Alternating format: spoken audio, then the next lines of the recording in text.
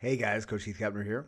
We're going to do a 2-for-1, two Mike Tyson fights in one fight study because both of these are pretty short. If you don't know who I am, professional amateur boxing coach for going on about 15 years now. I've taken guys from complete zero to elite levels, and then I was coached as a coach and as a fighter under my father, who was a professional boxing coach for multiple decades. He fought and mentored under Chuck Bodak as a coach and as a fighter.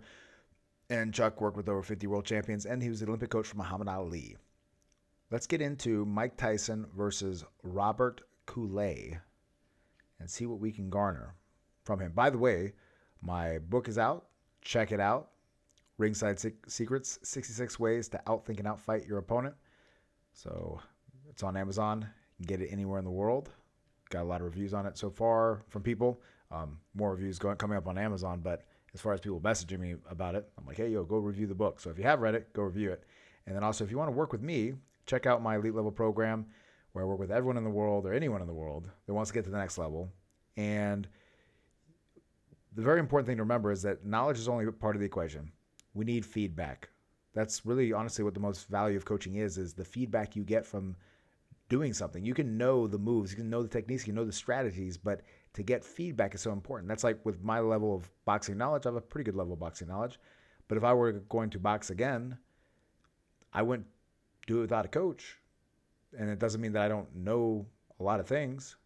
I might need a coach that doesn't even necessarily have to know more than me, but you need that feedback because with feedback is where most of the power is of coaching. And then last thing, if you are looking to maybe take your passion and turn it into an actual way of life, like I've done with opening up multiple boxing gyms and doing that countless times, helping other people scale up their boxing business, everything else, whether it's people that work with folks one-on-one with boxing, people that have built out gyms, scaled it to the next level, wanted to actually own a business instead of own a job, and everything in between, then go on the Patreon page, become a free member there, and message me there, and let's talk, see if we can do something together. All right, let's jump into it. KoolAid versus Tyson. KoolAid at this point is 14-5. And of course, we got Tyson, who is at this point, frankly, losing track of what number fight we're on here. He is 9-0. Huh. All right. Of course, we got the Rune Stir in the corner. 8 rounds, but you know it's not going to go 8. Mike Tyson versus Robert KoolAid.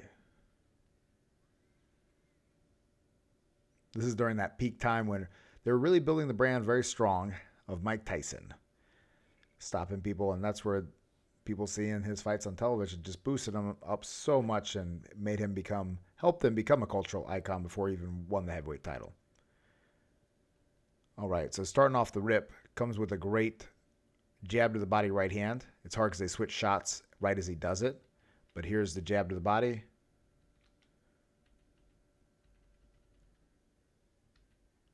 Right there, you saw the arm moving. It's hard to see. The jab to the body, and then he comes with the right hand up top. Boom. Didn't land super clean. Then he goes for that left hook, getting low. He double jabs, but he double jabs himself in too close. Again, too close again. Left hook up top. Doing a good job of getting low without leaning in. That's something so big the short guys do is they'll lean in. And as a short guy, you can't get away with that most of the time because tall guys that don't want to play your game are going to push you down. This is coming from a short guy, guys, so listen. There you go, Tyson. Nice. So think about that, how he got low, which is a perfect way. When someone gets low on you, it's like I was telling this to my boxer the other day, who's a really tall boxer for their class. And I said, look, when people get low on you, they're going to be coming up with headshots. Look out for the headshots because it kind of disguises the headshots, makes you rise up a little bit. You can't really see it coming. That's the strategy right here. So by the way, if you are tall and someone gets really low like this, you need to get low with them if you want to be anywhere near them. Comes out with the hook once, doesn't land it. Comes out with the hook again, gets it right on the button, that tip of the jaw. And that is what creates that result. Beautiful work. Not a ton to garner and learn from this one. I mean, obviously, getting low, how important that is. You miss one, you get another one. And look at that, how it landed beautifully with the knucks.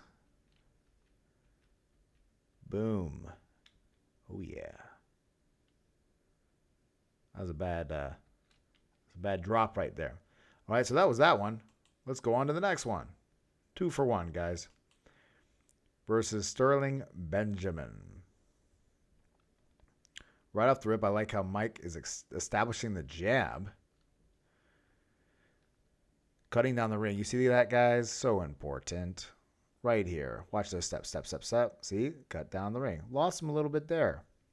Like I was, in one of the people I worked with, I was doing a review of their sparring. I was telling them to build the ring or cut the ring into triangles. So right here, he's got Benjamin in a corner. We can now imagine that we're taking a rope from that one rope connector to the other rope connector, and we're making a triangle out of the ring. Let's keep him right there. And he starts to do that. They lost him a little bit. That's okay. Is what it is. Benjamin's doing a good job of jabbing him and moving. That's good with Tyson, looking for the right hand over the top of the jab to the body. Good basic classic boxing here. Right there. Kind of a jab down. Tyson actually like brushed that jab down, huh? It's hard to tell. There you go. A little better cut off by Mike there. And look at that. So he had that opportunity earlier. This time he cut him off nicely. Didn't let him get out of that triangle. See where that rope protector is? And he got that shot. That's something oftentimes under thought of is the actual ring. How you play the ring. Very important. There's a whole strategy to it. Nice. Good with the hooks to the body and the uppercuts. Hooks, uppercuts. Brilliant. That's so important. When someone's shelling up like that, he has the ribs around the side, but then don't only have the ribs, slice up with the uppercut. Brilliant work.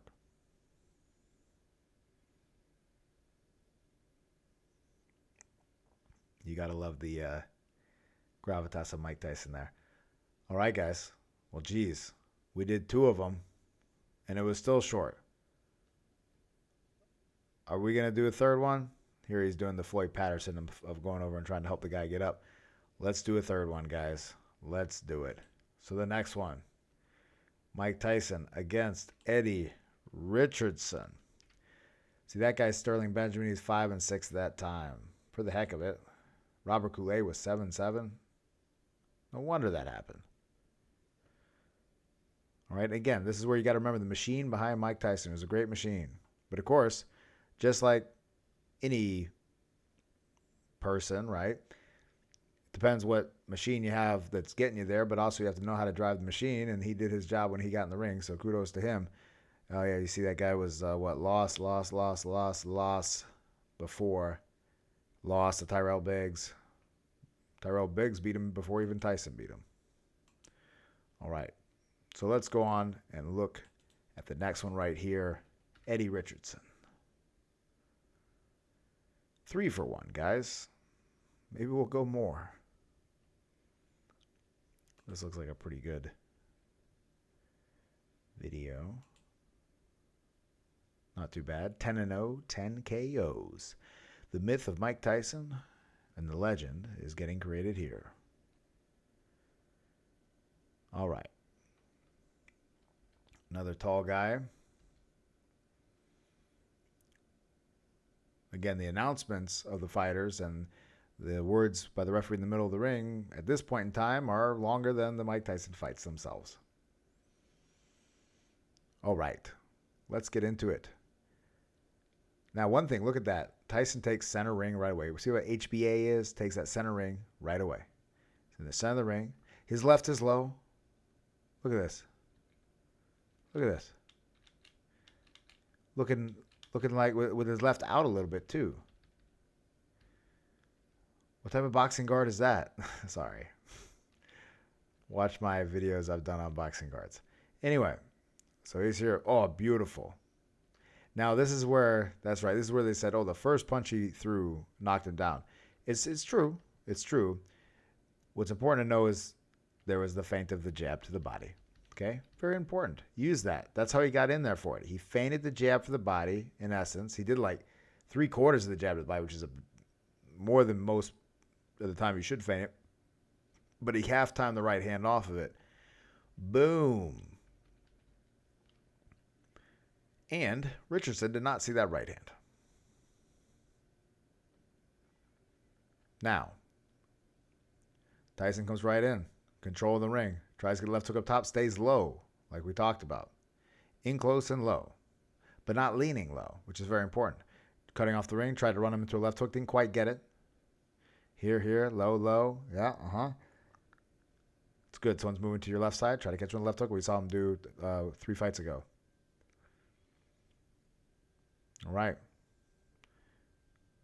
Staying low, working the body, uppercuts. Brilliant. And what's very important is that when he's like this, he's in a squat position and he's not necessarily leaning forward. It's very hard to pull a guy down or push him down from here, but if he's bending at the waist really hard, it's easy to. Not that Eddie would do that. He might not know how to do that, or he might not think to do that, but someone would do that. Oh, there we go. He gets held a little bit there. Tyson does a good job of going for the body. Boom. Tyson tried to shoot a short right hand off of that clinch. Good recovery by Richardson so far. Jab to the body, double jab, right hand up top, and decks him. Here it is again. Boom, boom, bam. Misses it, he blocks it, left hook. And because Richardson was moving that way, it made it far more dramatic. And now this is an example, guys, where I talk about ring strategy and everything else, but he threw technically the wrong punch because Richardson was starting to move off that way, right? You could say, oh, catch him with a right hook, but again, this is an art form. He connected the shot, and it did that, and that's all that mattered. And that's the end of the fight.